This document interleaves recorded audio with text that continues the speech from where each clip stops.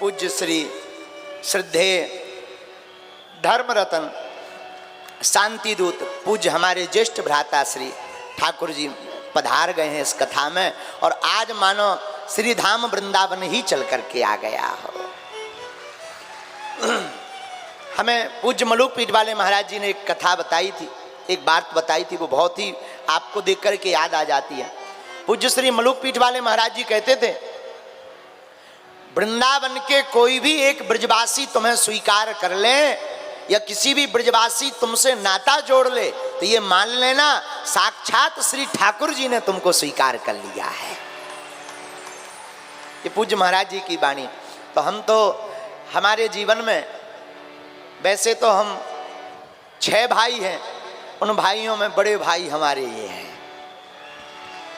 और केवल वाणी में नहीं, मंच तक नहीं, हृदय से भी डांटने का अधिकार, डांट भी देते, समझा भी देते, लाड़ भी बहुत करते, प्यार भी बहुत करते, दुलार भी बहुत करते। सच बताएं हम बहुत भाग्यशाली हैं, आपके जैसा जो बड़ा भाई हमको प्राप्त हुआ है। श्री प्रियाकांत जो सरकार की और श्री बागेश्वर बालाजी, हम व्यासपीठ पर बैठकर यही प्रार्थना करते, काऊ की नजर ना लगे और जो नजर लगावे वाले हैं उनकी ठटरी बड़े हैं। हाँ, तो आज कथा में आप पधारे, कल भोपाल में ही आपकी कथा पूरी हुई और एक और आपने दिव्य संकल्प इस भारत के लिए दिया। एक जमाना और आज एक ऐसा जमाना है और एक समय ऐसा था जहां युवाओं बच्चे थिएटरों में जाकर के, डिस्को में जाकर ठुमका लगाते थे, लेकिन आपने एक ऐसी क्रांति, एक ऐसी लहर स्थापित की है कि अब युवा राधे राधे बोलकर श्रीधाम वृंदावन जा रहे हैं। या आधे से ज्यादा बच्चे ऐसे बैठे होंगे जिन्होंने आपको देख करके कंठी माला और तिलक लगाना प्रारंभ किया। किन किन ने देखा ऐसा? हाथ उठा के बताओ। हाँ, बूढ़े भी उठा सकता, आप भी भूतपूर्व जवान ही हो। हाँ हाँ, बूढ़े भी। हाँ, अब जब आपके समय में जो युवान रहे होंगे वो अब बेचारे बूढ़े हो गए, तो भूतपूर्व जवान होंगे वो भी। तो आपने एक अद्भुत क्रांति फैलाई और आपने कल एक बड़ा दिव्य संकल्प लिया। उस संकल्प की कल हम रात से अकेले में भी सराहना कर रहे हैं, भगवान से प्रार्थना कर रहे हैं। आपने संकल्प लिया कि जब तक कृष्ण जन्मभूमि भी अयोध्या की भांति नहीं सज जाएगी तब तक आप इस देश में जगह जगह आंदोलन करेंगे। कौन कौन इस, वैसे हम भी शामिल हैं इसमें। हम भी चाहते हैं कि अयोध्या तो सज गई, अब मथुरा बाकी है। ऐसे मानो अयोध्या तो झांकी थी, मथुरा बाकी है। कौन कौन है इस आंदोलन में तैयार? पक्का झूठ तो नहीं बोल रहे, मौदे की तो नहीं कर रहे हैं, बब्बा जो नहीं था टंगे हैं ऊपर। अब ही लफड़ा हो जाए। तो आज बड़ा ही सौभाग्य है। कल आपने कहा कि आप आओ पहले भोपाल, वहीं से फिर ये संकल्प लेते हैं। और भोपाल अपने मध्य प्रदेश की राजधानी राजा भोजपाल की नगरी से ही यह दिव्य संकल्प उठा है और हमें भगवान पर भरोसा है, एक दिन ऐसा आएगा आपकी जीत होगी और भगवान कृष्ण का दिव्य मंदिर भी बनेगा। तो पूज्य श्री भी पधारे, हमारे एक भैया और विराजमान हैं बगल में, पूज्य श्री विजय भैया जी। आप श्री प्रियाकांत जी मंदिर शांति सेवा धाम के सब कार्य देखने वाले हैं। भगवान आपके ऊपर भी कृपा बनाए, ऐसी भगवान से हम प्रार्थना करते। अब आगे की कथा बढ़ाने के पहले हम पूज्य भैया से प्रार्थना करेंगे कि अपने आशीर्वचन और राधे राधे, हाँ, इसके बाद फिर आगे की कथा हम लोग करते हैं। बोलो वृंदावन बिहारी, बोलिए बागेश्वर महाराज की जय, श्री बालाजी महाराज की, श्री सन्यासी बाबा की, साधु जी साधु जी, राधे राधे राधे राधे। देखो सुनो, हम धीरे सुनने के आदी नहीं है, न धीरे बोलते न धीरे सुनते, चकाचक बोलते और चकाचक सुनते। क्या बोलना पड़ेगा? राधे राधे। क्या बोलना पड़ेगा? व्यासपीठ पर विराजमान मेरे प्यारे प्रिय अभी व्यासपीठ पे विराजमान हैं, इसलिए पूज्य महाराज श्री महाराज जी ने जिस तरीके से एक धर्म में युवाओं में जो एक क्रांति लाई है वो अद्भुत है, और ऐसी क्रांति जो हम सब के लिए, सनातन के लिए बहुत जरूरी है। हमने देखा है हमारे जीवन में कई बार ऐसा अनुभव हुआ है कि कोई भी परेशानी के कारण हमारी सनातन बहन बेटियां यत्र तत्र लोगों के पास जाती थी अपना इलाज कराने के लिए, लेकिन इलाज के बहाने जो उनके साथ में वहां दुर्व्यवहार होता था वो हम इस माइक से बोल नहीं सकते।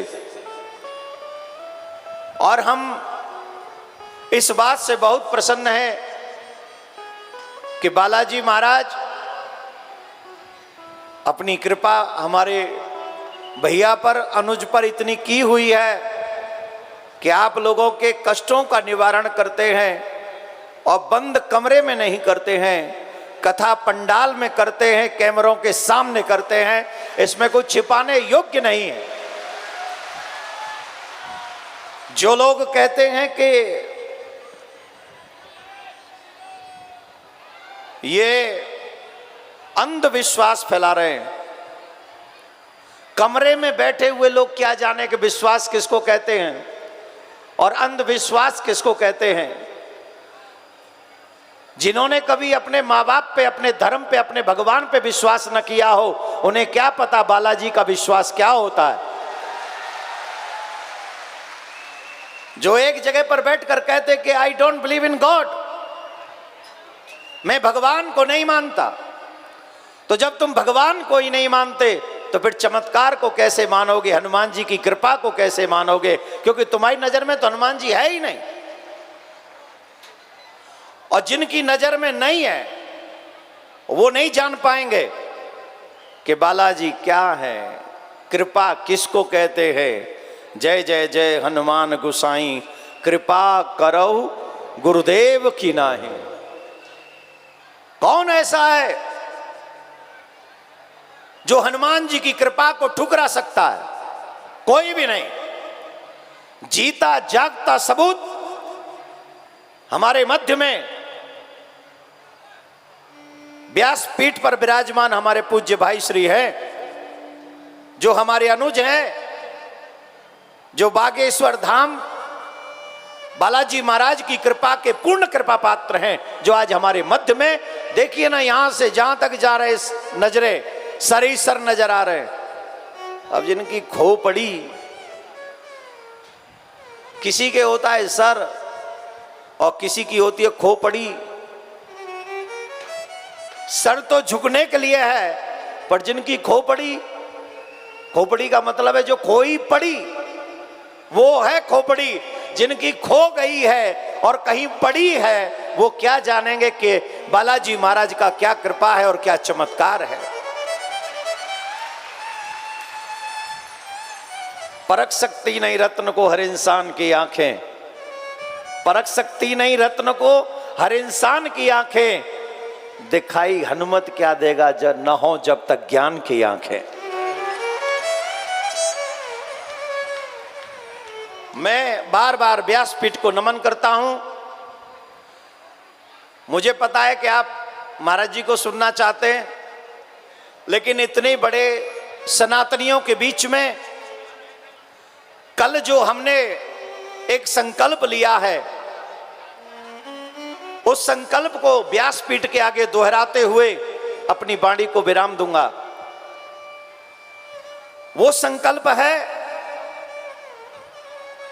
कि जैसे भगवान श्री राम का मंदिर निर्माण हो रहा है कोर्ट के माध्यम से, जैसे भगवान श्री राम आजाद हो गए हैं, हम और आप सनातनियों को मिलकर एक ऐसा कार्य करना चाहिए जिससे अब हमारे भगवान श्री कृष्ण भी आजाद हो जाएं। मैं एक बात पूछना चाहूंगा, अगर हमारे घर का कोई सदस्य कारागार में कैद हो, क्या हमें रोटी अच्छी लगती है? क्या हमें कोई कपड़े नए पहनने का मन करता है? जवाब देते जाइएगा। सिर्फ कथा सुनने कोई हिंदू नहीं कहते। फेसबुक पे, व्हाट्सएप पे, सोशल साइट पे हिंदू बनना बंद करो। अगर हिंदू बनना है तो दिल से हिंदू बनो, और जब दिल से हिंदू बनोगे तो कृष्ण जन्मभूमि बनने से कोई नहीं रोक सकेगा। हमारी प्रॉब्लम ही यह है, टीवी पे हम हिंदू बनेंगे, फेसबुक पे हम हिंदू बनेंगे, सोशल साइट्स पे हम हिंदू बनेंगे, और घर में सुबह 12 बजे तक बिस्तर नहीं छोड़ेंगे, माथे पे तिलक नहीं लगाएंगे, गले में कंठी नहीं पहनेंगे, अपने माता पिता के पैर नहीं छुएंगे। इसलिए दिखावे के लिए नहीं, सच्चाई के लिए हिंदू बनना पड़ेगा, सनातनी बनना पड़ेगा, और अपनी आवाज जैसे और लोग उठाते संविधान के अनुसार, वैसे हमें भी अपनी आवाज उठानी पड़ेगी। जितने भी लोग यहां बैठे, एक बात समझ लीजिए, बिना रोए तो मां भी दूध नहीं पिलाती। याद रखना, अगर तुम मांगोगे नहीं तो तुम्हें कृष्ण नहीं मिलेंगे, कृष्ण भूमि नहीं मिलेगी, काशी नहीं मिलेगी। अगर मांगोगे तो जैसे राम मिल गए हैं वैसे कृष्ण भी मिल जाएंगे, इसमें कोई दो राय नहीं। इन 26 साल के कथाक्रम में भगवान ने मुझे बहुत दिया है। भारतवर्ष ने, भारत के बाहर सनातनियों ने मुझे बहुत दिया है। इतना लाड़ प्यार, इतना दुलार, इतना अपनापन दिया है। मुझे लगता है कि मेरे बाद अगर इतना किसी को मिला है तो मेरे भाई को मिला है। और मैं चाहता हूं कि भगवान जितना मुझे मिला है, आप लोगों का प्यार, स्नेह, उसके हजारों गुना मेरे भाई को और मिलता चला जाए। लेकिन आज मैं आपसे एक बात करने आया हूं। कल हमने ये संकल्प लिया है, एक राष्ट्रव्यापी आंदोलन करेंगे, और एक ऐसा आंदोलन करेंगे कि 100 करोड़ हिंदुओं को यह पता चले कि हमारे कृष्ण अभी बंदी गृह में है। आप जानते हैं, जहां पे गर्भगृह है, जहां भगवान का जन्म हुआ है, वहां कोई व्यक्ति दर्शन करने नहीं जा सकता। आपको मालूम है ये बात? उसके ऊपर गुम्मद बना हुआ है, वहां कोई दर्शन करने नहीं जा सकता। वहां मिलिट्री के हजारों लोग उस जगह की रक्षा करते, सुरक्षा करते। अगर आज मैं कह दूं ना यहां से कि कल मैं गर्भगृह के दर्शन करने जाऊंगा और वहां पूजा करूंगा, मैं दिल्ली एयरपोर्ट से निकलूंगा नहीं, उससे पहले चारों तरफ मेरे पुलिस होगी। तो बताओ, जब मेरे भगवान की हालत हो तो तुम नए कपड़े कैसे पहन सकते हो? तुम भोजन कैसे चैन से कर सकते हो? जब मेरा भगवान अरेस्टिंग हो, मेरा कृष्ण सैनिकों के देख रेख में हो, और हम लोग आराम से बैठकर रोटी खाएं।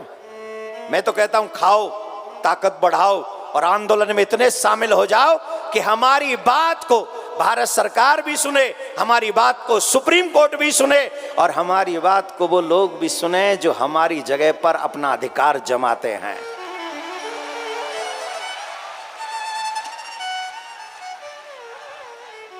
जोर से बोलना पड़ेगा। जो बोला करो जोर से बोला करो, धीरे मत बोला करो। दुल्हनों का अभी ब्याह हो के आया, बोलोगी तो सास लड़ोगी, सास लड़ जाएगी तुमसे। अरे इतने जोर से बिंदास बोलो कि तुम यहां बोलो और आवाज 57 कंट्रियों में पहुंच जाए कि अब हिंदू जाग रहा है, सनातनी जाग रहा है। इतनी जोर से आवाज होनी चाहिए तुम्हारी। और जोर से बोलना पड़ेगा, और जोर से बोलना पड़ेगा, और जोर से बोलना पड़ेगा। अब बताइए कौन कौन उस राष्ट्रव्यापी आंदोलन में मेरा साथ देंगे, मेरे भाई का साथ देंगे? देखो, मैं अलग नहीं हूं, भाई अलग नहीं, हम दोनों एक ही हैं। और अब एक नहीं है, एक और एक क्या है? तुम ही तुम हो तो क्या तुम हो, हम ही हम हैं तो क्या हम हैं। आनंद आएगा जब हम और तुम मिलेंगे और 11 हो जाएंगे, और हम भाई मिलकर 11 हो गए हैं। और सच मानिए, मैं आपको विश्वास दिलाता हूं, मैं तब तक चैन की नींद नहीं सोऊंगा जब तक अपने कन्हैया को उस कारागार से, एक कारागार वो थी जहां कंस ने बनाई थी, आज कारागार वो है जो कुछ दुष्ट प्रवृत्ति के लोगों ने आक्रमण करके मथुरा के ऊपर हमारे कृष्ण के मंदिर को तोड़कर हमारी सनातन धर्म की छवि को तोड़ने का काम किया था। जब तक उन्हें मुंह तोड़ जवाब नहीं दे देंगे, सच मानिए मैं चैन से नहीं बैठूंगा, चाहे उसके लिए कोई कीमत चुकानी पड़े।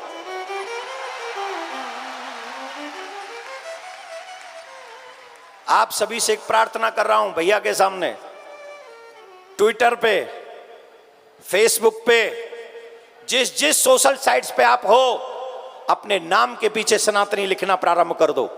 और आज से तैयारी शुरू कर दो कि जब भी राष्ट्रव्यापी आंदोलन होगा कृष्ण जन्मभूमि के लिए, हम अपने जीवन का कुछ महत्वपूर्ण समय अपने कन्हैया और कन्हैया की आजादी के लिए अवश्य लगाएंगे। ऐसा संकल्प करके यहां से जाना। कौन कौन कर रहा है ये संकल्प कि हम उसमें समय देंगे अपना? जितने यहां बैठे सिर्फ इतने ही आ गए ना तो 57 कंट्री हिल जाएंगी कसम से। सिर्फ जितने यहां बैठे उतने ही आ जाएं। और मुझे पता है जिस दिन वो आंदोलन प्रारंभ होगा इतने नहीं आएंगे, इसके हजारों गुना आएंगे। मुझे मेरे कन्हैया के भक्तों पर विश्वास, हनुमान जी के भक्तों पर विश्वास है। हम लोग बालाजी महाराज की शरण में बैठे हैं। मुझे बता दीजिए हनुमान जी महाराज का काम क्या था? बताइए क्या काम था हनुमान जी का? रुक जाओ ए फोटोग्राफर, रुको, हमको बताओ हनुमान जी काम क्या करते थे? जब जब भगवान पर संकट आया तब तक संकट मोचन बनकर श्री हनुमान जी महाराज राम जी के जीवन में आए। लक्ष्मण जी को शक्ति लगी, संजीवनी कौन लाए? जोर से बोलो। सीता जी का हरण हुआ, पता करके कौन लाए? रावण अहंकारी हुआ तो लंका किसने जलाई? सुसैन वैद्य को लेकर कौन आया? जोर से बोलो। रावण को एक ही मुक्के में महाराज जी सुनाते वो कथा, क्या डिग्री का महाराज जी, वो क्या डिग्री का था वो? हाँ वो वाला 160 डिग्री। अब सुना दिया कि सुनाएंगे एक दिन? अभी नहीं सुनाया महाराज जी, सुनाना वो एक दिन में सुनूंगा, मैं भी सुनूंगा, बता देना मैसेज करके कितने बजे वाला। वो कौन सी इतनी डिग्री का पता नहीं, 160 डिग्री बताते महाराज जी। ब्रह्मा जी को आके बताना पड़ा कि थोड़ा डिग्री कम करो। मैं अभी नहीं बोलूंगा, वो तो महाराज जी बताएंगे। इनका बताने का वो जब बुंदेलखंडी में बोलते हैं ना, वो डिग्री घटाते हैं। वो डिग्री घटाने का style I like it, I love it. Degree घटा,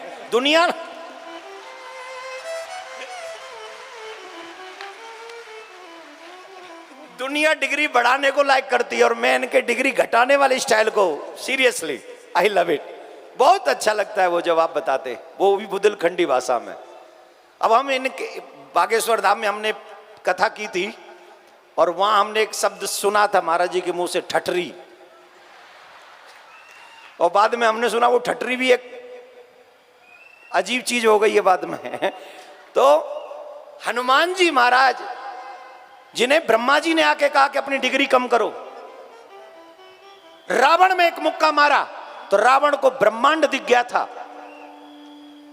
जब राम जी को भरत जी को संदेश देना था तो संदेश लेके सबसे पहले कौन गए? जोर से बोलो। इसका मतलब जानते हो, जब भक्त को जरूरत पड़ती है तो भगवान सेवा करने पहुंच जाते हैं, और जब भगवान को किसी चीज की जरूरत होती है तो हनुमान सेवा करने के लिए पहुंच जाते हैं। तो मेरा कहने का अभिप्राय यह है कि कृष्ण जी के कार्य को करने के लिए हम सबको हनुमान जी का कृपा पात्र बनना पड़ेगा। अर्जुन बनकर एक ऐसी लड़ाई लड़नी पड़ेगी जिस लड़ाई में हम अपने कृष्ण को आजाद कर सके, मुक्त कर सके, जो सबको मुक्ति देने वाला है।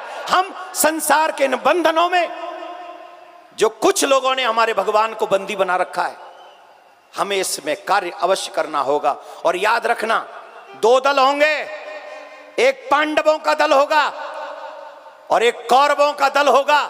ये हमें और आपको सुनिश्चित करना है कि हमें पांडवों के दल में खड़ा होना है कि हमें कौरवों के दल में खड़ा होना है। लड़ाई एक बार फिर होगी, महाभारत एक बार फिर होगा, कृष्ण का सुदर्शन एक बार फिर चलेगा और वो सुदर्शन चक्र फिर से एक बार सत्य की विजय करवाएगा और पुनः धर्म जीतेगा और पुनः हमारे सनातनी आजादी में अपने कन्हैया की पूजा मथुरा में चलकर करेंगे, इसमें कोई दो राय नहीं। लेकिन ये तभी संभव होगा जब हम और आप एक स्वर में आवाज लगाएंगे, कृष्ण को आजादी के लिए एक राष्ट्रव्यापी आंदोलन चलाएंगे।